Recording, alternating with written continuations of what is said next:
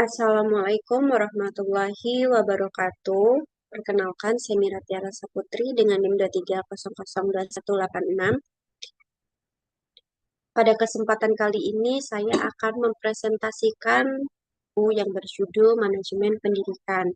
Buku ini sendiri ditulis oleh Dr. Haji Anwar Sewang, MAG.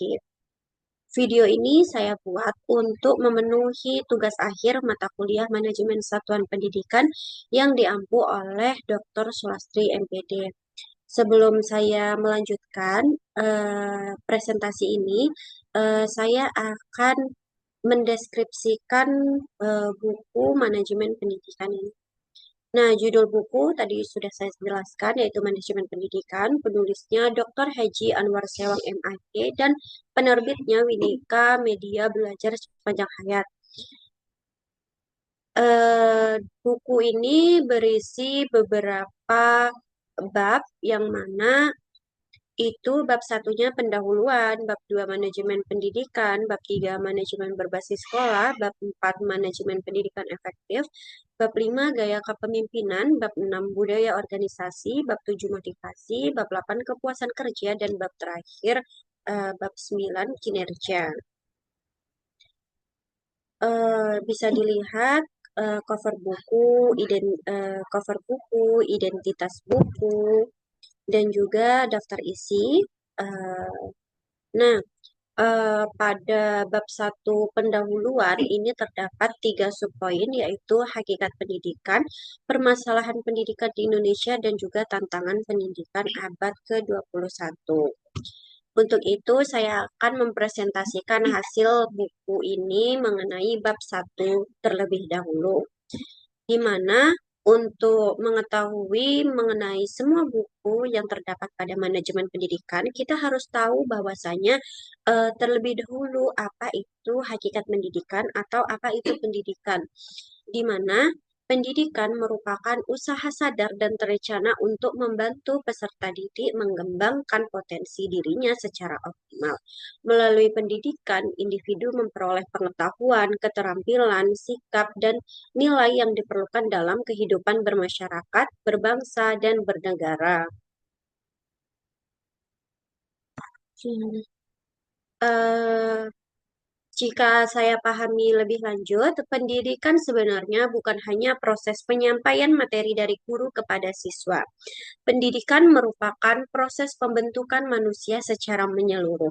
Melalui pendidikan, seseorang tidak hanya menjadi lebih pintar secara akademik, tetapi juga belajar membangun karakter, meningkatkan keterampilan, dan memahami nilai-nilai kehidupan yang nantinya berguna dalam lingkungan keluarga, masyarakat, maupun dunia kerja. Dengan kata lain, keberhasilan pendidikan ini tidak hanya dilihat dari tingginya nilai rapor atau prestasi akademik, tetapi juga dari bagaimana seseorang ini mampu bersikap baik, bertanggung jawab, disiplin, serta mampu memberikan manfaat bagi lingkungan sekitarnya.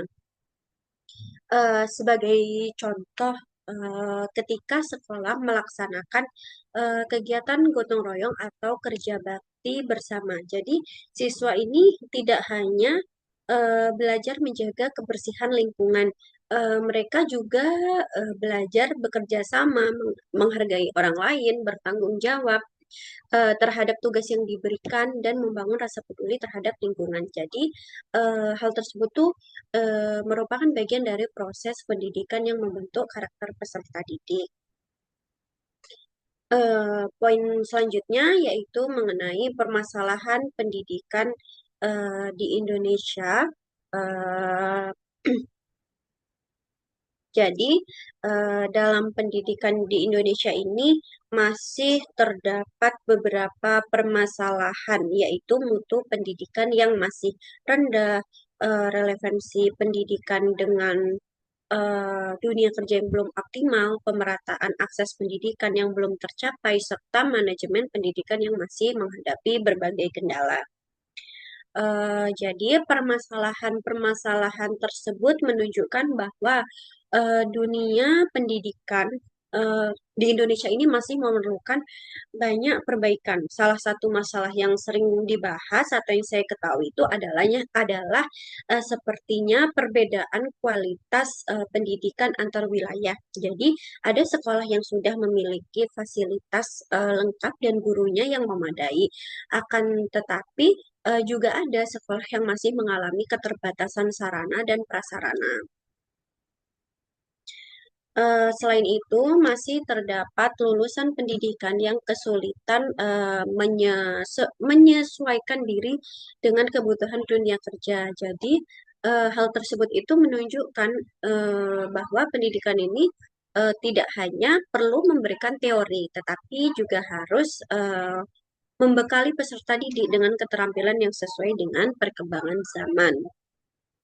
Jadi misalnya masih ada nih sekolah yang eh, masih ada sekolah di daerah terpencil yang mengalami keterbatasan akses internet dan fasilitas pembelajaran.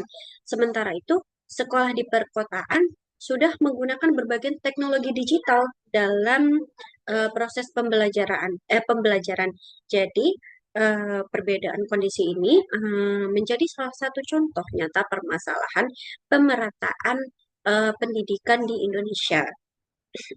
Selanjutnya, eh, poin C mengenai tantangan pendidikan abad ke-21. Jadi pada abad ke-21 ini pendidikan menghadapi berbagai tantangan seperti perkembangan teknologi informasi yang cepat, globalisasi dan persaingan sumber daya manusia, tuntutan profesionalisme tenaga pendidik, serta perlunya inovasi dalam pengelolaan pendidikan. Jadi menurut saya tantangan pendidikan saat ini itu udah jauh lebih kompleks dibandingkan dengan sebelumnya. Jadi perkembangan teknologi yang sangat cepat eh, itu menuntut dunia pendidikan itu untuk terus beradaptasi. Jadi peserta didik ini di sini tidak hanya cukup menguasai ilmu pengetahuan, tetapi juga harus memiliki kemampuan untuk berpikir kritis, kreativitas, komunikasi, dan juga kemampuan untuk memecahkan masalah. Jadi contohnya saat ini banyak sekolah yang mulai memanfaatkan media pembelajaran digital seperti Google Classroom, Zoom Meeting, Canva Education, dan berbagai platform pembelajaran lainnya. Jadi penggunaan teknologi tersebut merupakan salah satu bentuk adaptasi pendidikan terhadap tantangan abad ke-21. Nah, selanjutnya masuk ke bab 2 yaitu mengenai manajemen pendidikan. Di bab 2 ini terdapat dua subpoin, terdapat empat subpoin, yaitu yang pertama ada konsep manajemen, lalu konsep manajemen pendidikan, lalu ruang lingkup manajemen pendidikan, dan juga jenjang dan jenis pendidikan. Eh, Untuk itu, saya akan membahas mengenai konsep manajemen karena eh, di bab 2 ini kan fokusnya pada manajemen pendidikan. Jadi kita harus tahu apa itu manajemen. Jadi konsep manajemen ini berasal dari kata manajemen yang berarti mengurus, mengatur, melaksanakan, dan mengelola. Manajemen merupakan proses pemanfaatan sumber daya untuk mencapai tujuan yang telah ditetapkan secara efektif dan juga efisien. Nah, intinya ini adalah manajemen itu adalah proses untuk mencapai tujuan, melibatkan kerjasama, memanfaatkan sumber daya, dan juga dilaksanakan secara efektif dan efisien. Jadi, jika saya pahami, manajemen ini merupakan suatu proses yang dilakukan untuk mencapai tujuan tertentu dengan memanfaatkan berbagai sumber daya yang tersedia. Jadi, dalam sebuah organisasi, tujuan tujuan itu tidak akan tercapai apabila tidak ada perencanaan, pengorganisasian, pelaksanaan, dan juga pengawasan yang baik. Jadi, Manajemen ini juga menekankan pentingnya kerjasama seseorang. Seseorang itu tidak dapat mencapai tujuan organisasi sendirian. Eh, Con- eh, Misalnya, sebuah sekolah akan melaksanakan kegiatan peringatan Hari Pendidikan Nasional. Nah, kepala sekolah ini harus membentuk panitia, membagi tugas kepada guru dan siswa, menyusun anggaran, menentukan jadwal kegiatan, hingga melakukan evaluasi setelah kegiatan selesai. Jadi, semua proses tersebut merupakan bentuk penerapan manajemen. Selanjutnya yaitu mengenai konsep manajemen pendidikan. Bahwasanya tadi kita sudah tahu apa itu manajemen. Nah, di sini kita masuk ke manajemen pendidikan. Jadi, manajemen pendidikan ini dapat didefinisikan sebagai proses perencanaan, pengorganisasian, memimpin, dan mengendalikan tenaga pendidikan serta sumber daya pendidikan untuk mencapai tujuan pendidikan. Jadi, menurut saya, manajemen pendidikan ini adalah penerapan ilmu manajemen dalam bidang sumber daya pendidikan, em, eh, yang tujuannya itu adalah agar seluruh sumber daya pendidikan itu dapat dikelola dengan baik sehingga tujuan pendidikan dapat tercapai secara optimal. Jadi, dalam sebuah sekolah harus terdapat banyak komponen yang harus dikelola seperti guru, siswa, kurikulum, sarana prasarana, keuangan serta hubungan dengan masyarakat. Apabila seluruh komponen tersebut dikelola dengan baik, maka proses pembelajaran dapat berjalan secara efektif dan juga efisien. Nah,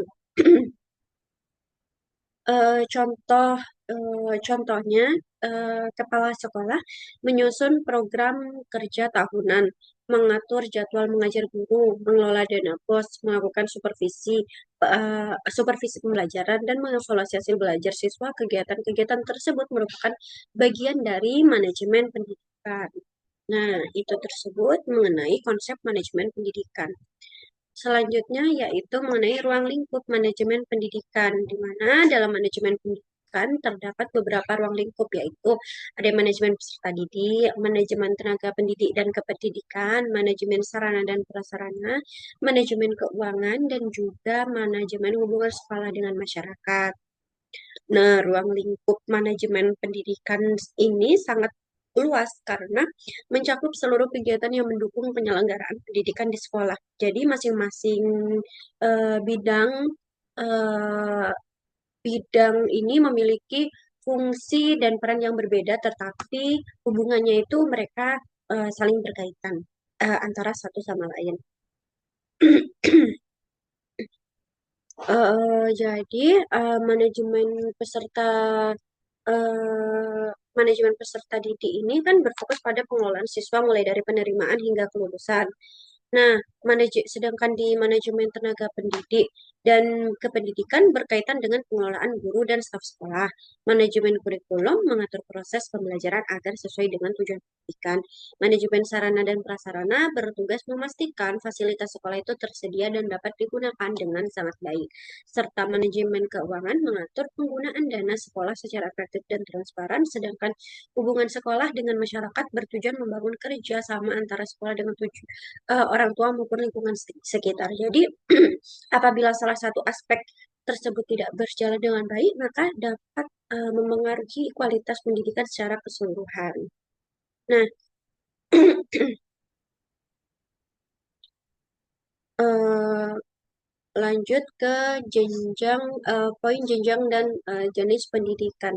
Jadi dalam sistem pendidikan ini terdapat beberapa jenjang pendidikan, yaitu pendidikan dasar, pendidikan menengah, dan pendidikan tinggi. Selain itu terdapat berbagai jenis pendidikan, yaitu pendidikan umum, pendidikan kejuruan, pendidikan akademik, pendidikan profesi, pendidikan vokasi, pendidikan keagamaan, dan pendidikan khusus. Nah, hmm, jenjang pendidikan ini menunjukkan tahapan yang harus ditempuh peserta didik dalam proses pendidikannya. Jadi pendidikan dasar itu kan menjadi pondasi awal bagi peserta didik. Setelah itu dilanjutkan lagi dengan pendidikan menengah, kemudian pendidikan tinggi bagi mereka yang ingin melanjutkan studi ke jenjang selanjutnya. Lalu, sementara itu, jenis pendidikan ini menunjukkan bentuk pendidikan yang disesuaikan dengan kebutuhan dan tujuan peserta didik. Dan keberagaman jenis pendidikan ini menunjukkan bahwa pendidikan harus mampu melayani kebutuhan masyarakat yang beragam serta mempersiapkan sumber daya manusia yang kompeten di bidang pendidikan. Eh, Contohnya di di sini saya akan memberikan contoh. Seseorang yang bercita-cita menjadi dokter biasanya menempuh pendidikan umum di SMA, kemudian melanjutkan ke pendidikan akademik di perguruan tinggi dan akhirnya mengikuti pendidikan profesi dokter. Sementara itu, siswa yang ingin langsung bekerja setelah lulus, ia biasanya langsung memilih dari SMP, ia biasanya langsung memilih ke tingkat SMK karena itu kan termasuk pendidikan kejuruan dan lebih menekankan pada keterampilan kerja. Jadi biasanya mereka langsung fokus untuk kerja. Eh, Selanjutnya, hmm, bab 3 mengenai manajemen berbasis sekolah atau MBS, di mana di sini ada 3 subpoin, yaitu manajemen berbasis sekolah dalam konteks kebijakan, lalu pola baru manajemen pendidikan, dan manajemen berbasis sekolah, eh, dan MBS mutu pendidikan, evaluasi kebijakan, dan model dan pendekatan evaluasi kebijakan. Langsung saja masuk ke poin yang pertama, yaitu mengenai manajemen berbasis sekolah dalam konteks kebijakan, di mana pada bab ini dijelaskan bahwa kebijakan manajemen berbasis sekolah ini merupakan bagian dari kebijakan publik di bidang pendidikan. Nah, kebijakan ini dijadikan pedoman dalam upaya meningkatkan mutu pendidikan melalui pemberian kewenangan yang lebih besar kepada sekolah. Dalam implementasinya, terdapat beberapa hal yang perlu diperhatikan, yaitu pemilihan pelaksana kebijakan yang sesuai, komunikasi kebijakan yang jelas, serta pelaksanaan kebijakan sesuai petunjuk yang telah ditetapkan.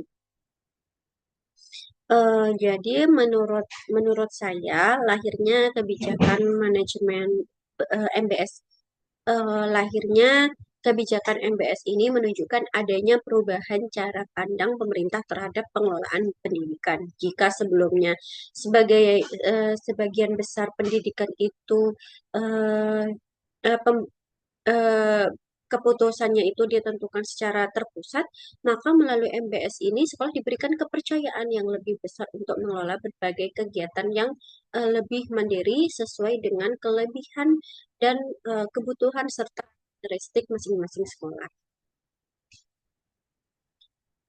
Contoh, misalnya sebuah sekolah melihat bahwa kemampuan membaca siswa masih rendah.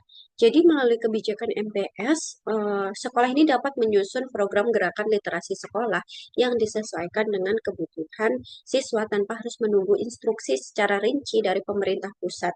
Maka dari itu, sekolah dapat bergerak lebih cepat dalam menyelesaikan masalah yang dihadapi. Selanjutnya, poin pola baru manajemen pendidikan, di mana pola baru manajemen pendidikan ini ditandai dengan perubahan dari sistem yang bersifat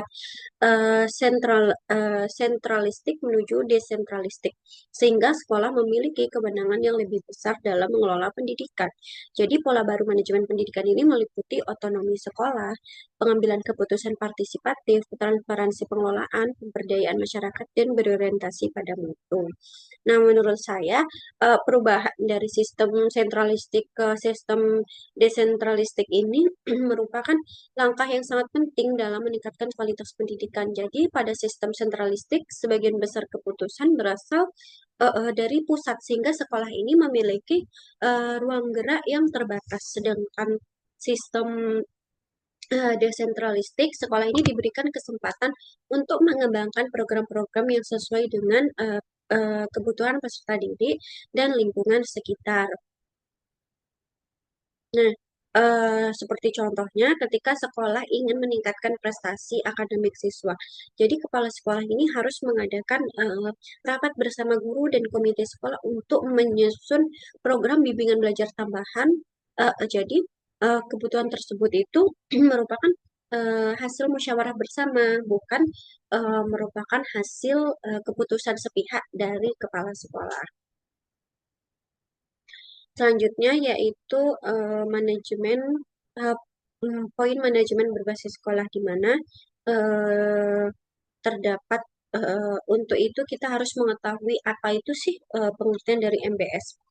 Kan sebelumnya kita udah membahas nih apa tentang MBS itu. Di sini akan dijelaskan secara lebih detail apa itu pengertian MBS. Jadi MBS ini adalah model pengelolaan pendidikan yang memberikan otonomi lebih besar kepada sekolah dan mendorong pengambilan keputusan secara partisipatif untuk meningkatkan mutu pendidikan. Jadi, secara sederhana, MBS ini dapat dipahami sebagai model pengelolaan sekolah yang memberikan kebiasaan kepada sekolah untuk mengatur, mengelola, dan mengembangkan berbagai program pendidikan sesuai kebutuhan sekolah masing-masing.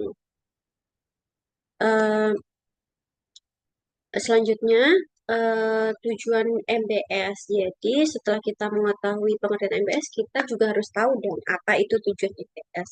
Di mana tujuan MBS ini untuk meningkatkan mutu pendidikan, meningkatkan kemandirian sekolah, meningkatkan partisipasi masyarakat, dan meningkatkan akuntabilitas sekolah. Di mana tujuan utama MBS ini adalah meningkatkan kualitas pendidikan. Lalu sekolah yang memiliki kewenangan lebih besar ini akan lebih mudah melakukan inovasi dan perbaikan sesuai dengan kebutuhan yang ada. Contohnya, sekolah mengundang orang tua dan komite sekolah untuk memberikan masukan terhadap program kerja tahunan sekolah. Dengan cara ini masyarakat itu berpartisipasi dalam pengembangan sekolah. Lalu alasan diterapkan MBS ini adalah sekolah lebih kreatif dan inovatif dan pengelolaan sumber daya lebih fleksibel, sekolah lebih memahami kebutuhannya serta meningkatkan tanggung jawab terhadap mutu pendidikan. Menurut saya, alasan utama diterapkannya MBS ini adalah karena sekolah merupakan pihak yang saling memahami kebutuhan peserta didiknya. Jadi setiap sekolah ini kondisinya kan berbeda-beda sehingga membutuhkan solusi yang berbeda pula.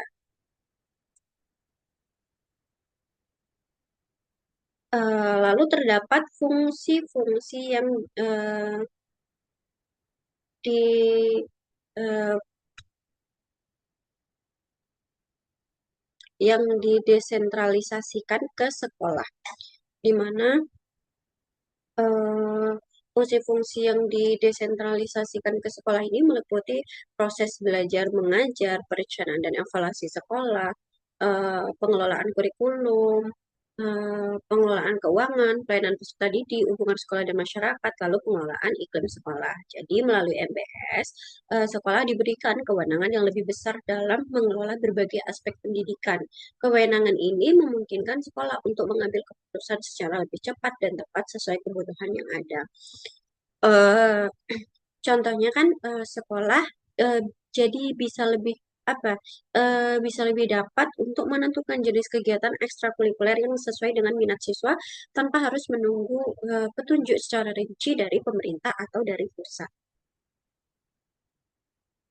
Lalu eh, terdapat juga eh, dalam MBS ini mutu pendidikan, di mana mutu ini merupakan gambaran dan karakteristik menyeluruh dari barang atau jasa yang menunjukkan kemampuannya dalam memuaskan kebutuhan yang diharapkan atau yang tersirat. Jadi, mutu ini mencakup input, proses, dan output pendidikan.